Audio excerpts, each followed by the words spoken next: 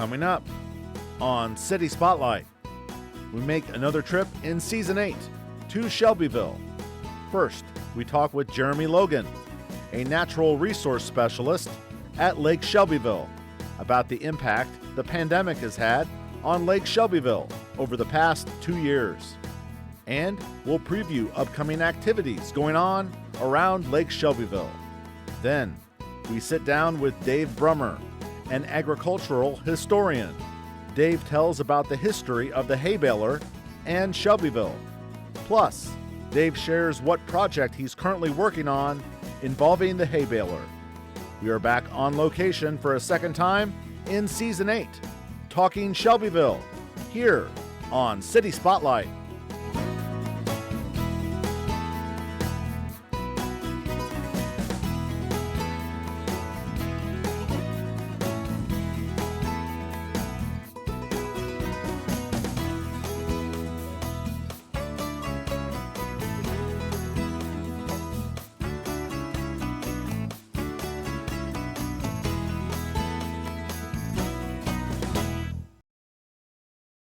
City Spotlight is supported by Consolidated Communications. CCI is honored to salute the cities and their leaders in the area, as well as providing TV, internet, and phone service to local homes and businesses.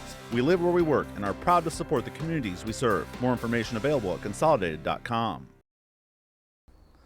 And hello and welcome to another edition of City Spotlight. As you can see, we are on location for this episode. We have Lake Shelbyville behind us. That means we're at Shelbyville. We're taping here on May 3rd. And to start this episode, we're going to talk with Jeremy Logan. He's a natural resource specialist here at Lake Shelbyville. Jeremy, pleasure to have you on the program. Thank you very much. I appreciate having me on today and coming out and talking to you.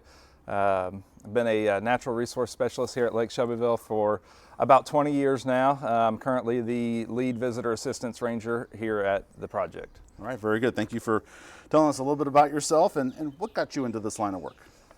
Really just, I like being outdoors. It's something different. There's a wide variety of things that this job entails, from customer relations to regulation enforcement, wildlife management, just really a wide gamut of different things, and you're constantly doing something different every single day.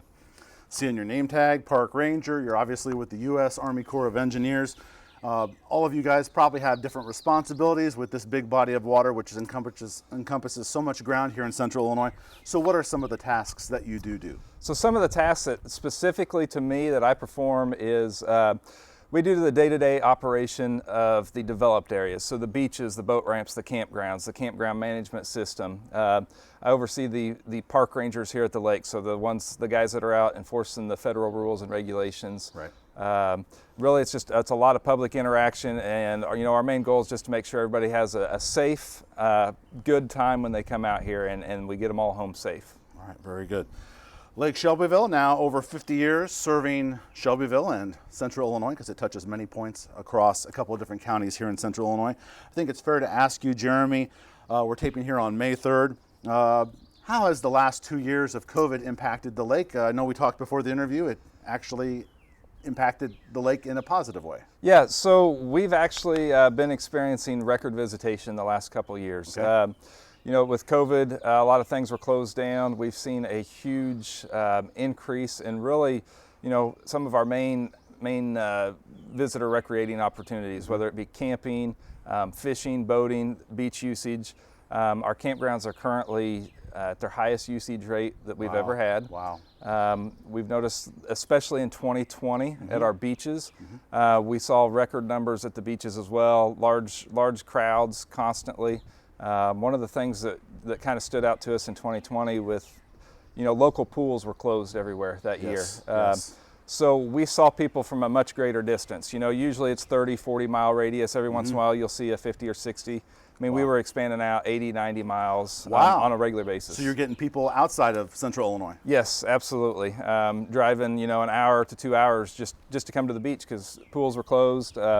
And the same thing with the camping. We've always had, a broad range that we get visitors from, but we definitely see more visitors, staying longer, busier through the week. Just everything about it has been busier. I can resonate with one of those comments Jeremy just talked about in 2020. I live in Charleston, so I was part of those people that traveled 40 miles to the Sullivan Beach with my kids. So I certainly used the lake that summer for sure. kind of a strange question here. How is the lake doing? I know it varies based on weather, water depth. So how would you assess how Lake Shelbyville is doing right now?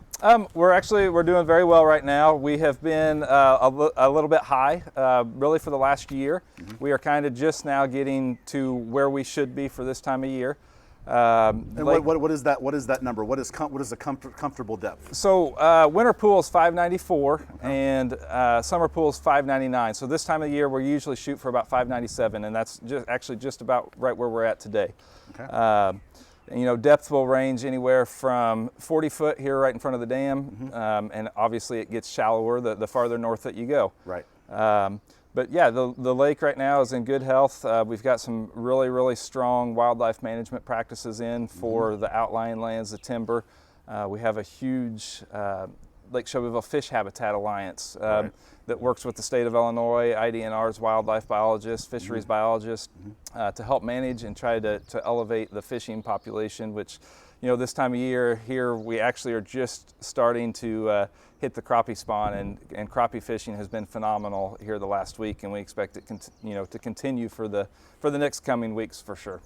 Some of the video you're going to see in this episode was from another WEIU production, the Paul Report. We taped that a couple of summers ago, and myself and Kelly Goodwin were on a boat, and with one of your expert fishermen there, caught a few crappie that day. So that's fishing is obviously a huge part of what happens here at Lake Shelbyville. Absolutely. Obviously, we're taping here May 3rd, so right around the corner is the warm weather months, and so you're on the anticipation level of getting ready for all those visitors you've talked about. Yeah. So I mentioned fishing just a second ago. We've got a big schedule of fishing tournaments this year, and they're starting to take off. They've been going the last couple of weeks, but they will stay strong through July and then start again up in the fall. Campgrounds are slowly starting to open. We currently have 2 federal campgrounds open right now. Right. We have a third one that's opening here in a few days, and then our final 2 will open closer to the end of May, right before Memorial Day. For those that may be watching this episode, for some reason they've never been to Lake Shelbyville, maybe they've heard of it. Tell us, name drop a few of those campgrounds. Yeah, so right now we've got Lithia Springs opened up, which is here close to Shelbyville, and up on the north end of the lake, closer to the Sullivan area, we've got Forest W, Bow Woods. Coon Creek's coming online this week, as a matter of fact. Okay. Coon Creek just underwent some major renovations. It was closed for about 2/3 of the camping season last year. We got it open late. So definitely some new and improved things out there, and then Possum Creek and Lone Point will open here in a few weeks. Let's talk about a few of those upcoming activities, and we'll have that list for you here on our community calendar segment here in just a second. You obviously have the kids fishing tournament coming up. Correct. June 4th, we've got the kids fishing tournament, and it's for kids 12 and under. It'll take place at the Possum Creek fishing pond. And it's always a huge draw. It's a great opportunity, a very family-friendly opportunity, just to get the kids out and get them to cast a line and see what they can catch. I have a feeling the next thing we're going to talk about, I think I know what it might encompass, but what is Loop Lake Shelbyville? So Loop Lake Shelbyville is something we've started probably about 5 or 6 years ago. Okay. It's a bicycle ride. There's 4 different segments that you can choose from. Right. I believe the shortest is 22 miles up to the longest at 65-mile ride. And it starts here at the Visitor Center. And basically you do exactly like the name entails. It's a bike ride that more or less goes, depending on which loop you take, it either goes about halfway around the lake or it will go completely around the entire lake body. Just a fun activity. And for the family, to get out on the bikes, and that's why we offer different routes. There's also an opportunity, depending on which leg, that you can ride and get on a pontoon boat and get ferried across the lake on a pontoon boat with your bicycle. And one of my favorite things of the summer that I've witnessed with my family here is obviously the 4th of July fireworks. 4th of July fireworks are always a huge event, and we always keep our fingers crossed every year that the lake level stays down, that we're able to shoot those. But they're actually shot off the point right here behind us, as you can see. Right. So we have a big crowd on both this side and the west side of the dam, and it's a huge draw. Great show usually. And other numerous activities that are held here. I know the Shelby County art show is held here at the Lake Shelbyville Visitors Center. So just a multitude of activities inside and outside that are held here throughout the year. What a venue for people to use. Absolutely. We definitely try to encompass the community as a whole, and offer the building for various activities. The art show, as you mentioned, just happened last week. Right. Featured local artists from all over Shelby County. A lot of artwork from the schools was on display. Just provides a great opportunity for the local community.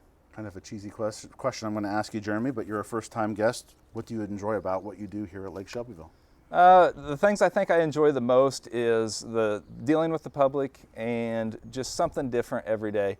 You know, as I mentioned, one day maybe you're out enforcing some rules or regulations, or the next day, you know, it's providing assistance to just somebody that's here that's in need, that needs help for something. They're lost, they need directions, they need some guidance, and then you might be doing a prairie burn the next day or some type of wildlife management. So it's constantly changing. That's the biggest aspect, is the constant change in your outdoors. Quite a variety of things that you do.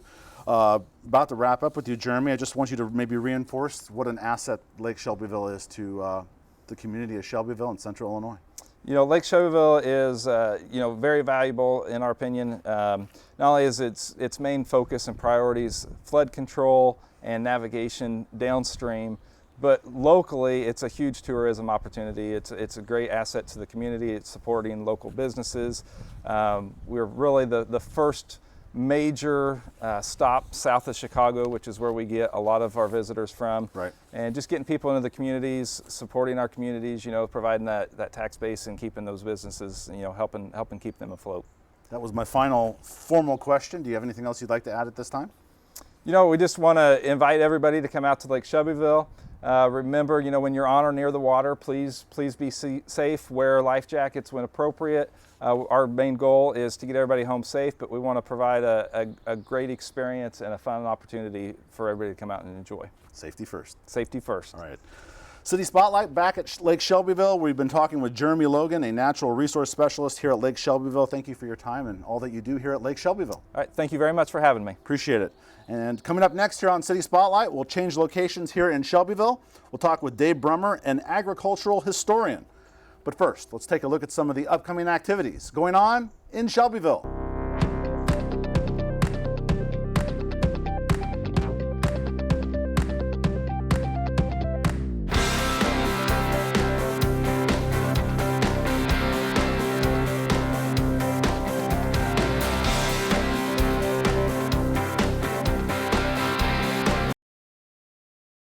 Thank you for joining us here on City Spotlight. We're in Shelbyville, taping here on April 22nd, 2022. And in this segment, we welcome first time to the program, Dave Brummer. He's an agricultural historian. Dave, welcome to the program. Thank you. Good to be here.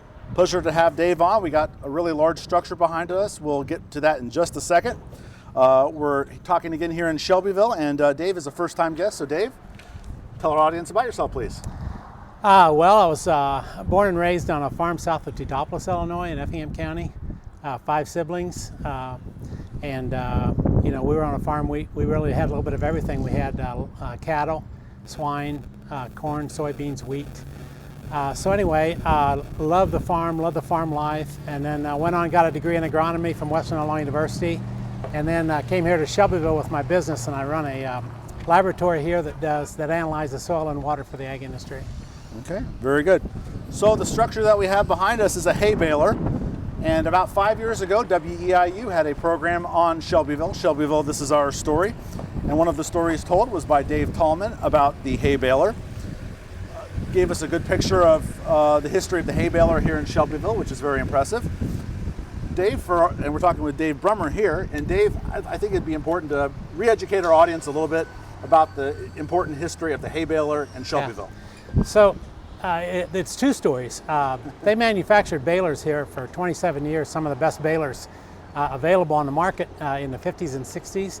But the reason it ended up here is because the man who really pioneered the mechanization and modernization of haymaking and developed the pickup baler was from Shelby County, a man named Horace Tallman. Okay. So it's really the story of Horace Tallman, who worked tirelessly his whole life to develop an automated baling system, and then he established a factory here, and for 27 years they produced some of the best balers in the world here in Shelby County. So that's the really the story. It's the story of Horace Tallman and the manufacturing of balers here. I think a simple definition would be good to remind me and our audience, what does a hay baler do? Yeah, so getting hay in from the field to feed your livestock in the early part of the last century was one of the grittiest, labor-intensive jobs on the farm. And it happened in the summer. It's hot and humid. And so Horace Tallman was in the hay business, but he was constantly looking for a way to make this a better job to do on the farm, a way to mechanize it and get it done. Right. So hay used to come in loose. They'd cut it loose and put it on big mounds on wagons and bring it in loose. Right. And then Horace discovered the hay press, where you'd bring in the loose hay and feed it into a bale press, and it pushed bales out the other side that you could stack in a much more orderly fashion, and you could mark it and you could move them around. So it's called a bale press. But then he wanted to develop a system of going through the field and just picking up the hay off the ground and squeezing it into bales as you travel through the field, and that's a baler. So what this device does is, what you see in the front of here is designed to pick up loose hay off the ground, and it feeds it into a system where there's a press back there. It binds it with wire and pushes bound bales out the back. So it does it all in one process. The end result, it looks very neat. It looks very neat, and it's much easier job, and you can pack them away in your barn in a more efficient fashion. His invention, I guess, is it safe to say that was an invention that he kind of made here? How did it transform agriculture at that time? It was huge. So it took one of the most labor-intensive jobs on the farm, and it mechanized it. It was called the pickup baler. Early on, it was just called the pickup baler because it was a baler that could pick up the hay off the ground. And it was his concept, and he hired engineer Raymore McDonald, who's honored here in town. He received an award from the American Agricultural Engineer Association for engineering the first pickup baler. And him and Horace Tallman did that. So it's agriculturally, it's very historic. So tell us about the current project that you're working on. So what we got a great committee together. It's got some of the Horace Tallman heirs, we got local farmers, we got local ag businessmen. We've got a committee together, and we're moving along very nicely. We've got approval for a site from the city of Shelbyville. It's going to be out in Forest Park, out by the lake. This summer we're going to construct a building with big display windows, and we're going to display some balers that were built here and also some artifacts from inside the old baler factory. And we're hoping to dedicate that memorial on Labor Day because it kind of fits, because this is really about the labor of the men and women who worked at the factory all those years and produced those balers. So we're going to dedicate that on Labor Day 2022. Folks at home are seeing this episode for the first time in May. So 4 months from now, Labor Day, if you're interested in agriculture and hay balers, something pretty cool is going to be happening. Forest Park, already a lot going on there, so you're just adding one more reason to check out Forest Park. It's a wonderful park. So you're not doing this alone. Who's helping you with this project? I understand you're reconstructing some hay balers. So who are the people that are helping you on this? Well, in addition to the committee that are planning the construction and the siting of the memorial, I have acquired 3 balers, and I sent them. I'm actually using a restorer up in Armington, Illinois. A father and son operation, do nice work, and they're restoring 2 of them. This one behind us is already restored. It's an old restoration. But the 3 balers we're going to put in the display are kind of interesting. So this is the very first Oliver designed baler that was built in the Shelbyville factory. The one that's right behind us. Yes. Okay, very good. This is called the Model 8 Balemaster. Got it. And they started producing this in 1945. So this baler, they started making this right after the soldiers came home from World War II, to give you a time perspective. Then we have back there, and you might see some video of it later, but we have a Model 62, which was made in from 1956 to 1960, and it was one of the most popular models that they put out. Very good selling baler. So it's that one that we have some video of is 10 years younger, newer, later, and so maybe it had a little bit more technological. Much more. The Model 62 was the first baler where they really became conscious of baler safety. And it had tremendous improvements and advancements, and it was their most popular baler. So Model 62, and then the last baler they were producing when they closed the plant in 1970 was the Model 720, and we have one of those currently being restored in Armington, and it'll be back here this summer. Maybe a silly question, and I don't know what your answer is going to be on this, because agriculture is kind of out of my league, not my expertise. But hay balers, how prominent are they today? So. You might ask, why did the factory close in 1970? It wasn't because they were not producing a good product or that they weren't popular, but agriculture was changing at that time. Livestock was getting more vertically integrated, bigger operations, less operations, and everything was getting more mechanized, and the hay baling, the demand for hay balers was dropping off significantly just because of the change in agriculture. Yes. And so as a result of that, by 1970, the sales were dropping off to where they couldn't justify the plant here in Shelbyville, and they had to close it. Why is a project like this, Dave, important to you and those that are working on it? Well, I love agricultural history, and if you're in agriculture and you really look at what's happened to agriculture since, I would say since the 20s particularly, right. When tractors first started coming on the scene and horses started to go away, until now, it's just amazing. It's almost unbelievable how technology has progressed on the farm. It's interesting to me, and this is a story that's, I think, important to this county, because the baler was basically developed right here, and then it was manufactured here, and I just think it's significant, and it's something we ought to preserve. Also, I want to add how economically significant it was for this area. Right. In the early 60s, it was the biggest employer in this town. Right. Had an annual payroll of $1.2 million, which think about what that would be in 2022. That's 60 years ago, so you're Yeah. right, that would be quite a bit of money. Yeah, 1.2 million annually into this economy, and you know, you have to wonder if it wasn't here and if it wasn't for Horace Tallman, what this town would be today, how it would have developed without that. What have you learned about the hay baler that surprises you? Well, I learned that it was developed right here. That we went from harvesting hay with horses to harvesting hay with tractors. And I didn't know that the city of Shelbyville and one of its citizens was essentially responsible for that. And for anybody that's ever baled hay, for anybody that grew on a farm that had cattle or dairy and required the baling of hay or straw, when you think about hay baling now compared to what these guys had to do back in the 20s and 30s, it's remarkable. I'm really grateful to Mr. Tallman. And I think it's pretty significant for any community to be the place where something got started. Yeah. That's certainly a mark and something that Shelbyville can lean on, that, hey, we're the birthplace, or whatever the correct word is, Yeah. of the hay baler, a significant invention Yes. in the agricultural world. All right, very good. So Dave, let's remind our audience again, the target goal for it's going to be 3 hay balers. 3 hay balers and factory artifacts. And this location will be where? It'll be out in Forest Park, and we're going to dedicate it this Memorial Day. Labor Day. I'm sorry. This Labor Day, and we don't know the exact date yet, but if you're interested in this, keep your ear to the ground. We'll be putting out information, and we'd love to see you out there at that dedication at Labor Day. That would be awesome, and we're giving people plenty of 4 months notice of this happening. Dave, those that may be seeing this episode and learning and going, oh, that might be something I need to check out. Maybe they live in the area, maybe they're out of the area, somehow they see this. When they come out Labor Day weekend, assuming everything goes timely, Yes. what do you want them to take from their experience visiting the everything that you're going to be putting in Forest Park? Yeah.